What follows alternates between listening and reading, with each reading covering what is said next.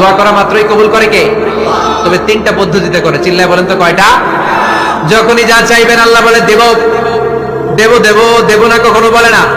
তিন পদ্ধতিতে কবুল হয়।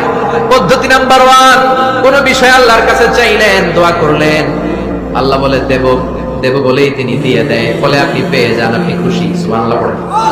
পদ্ধতি নাম্বার 2, আপনি আল্লাহর কাছে কিছু চাইলেন, আল্লাহ তখনও বলে বান্দা তোরে দেব, রিজেক্ট করে দিলাম এটা বলে না, দেব তবে এখন না, লেটার অন, একটু দেরি করে, পরে দেব, কখন দিলে আমার জন্য ভালো, আমার চেয়ে ভালো জানে কে।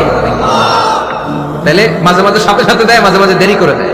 পদ্ধতি নাম্বার 3, আল্লাহর কাছে দোয়া করলেন, আল্লাহর কাছে কায় মনোবাক্যে চাইলেন, তখন আল্লাহ বলে বান্দা আমি দেব, তুই নিরাশ হইস না, তবে এখন দেব না, দেরি যেদিন বিপদে পড়ে যাবি ওই দিন দেব।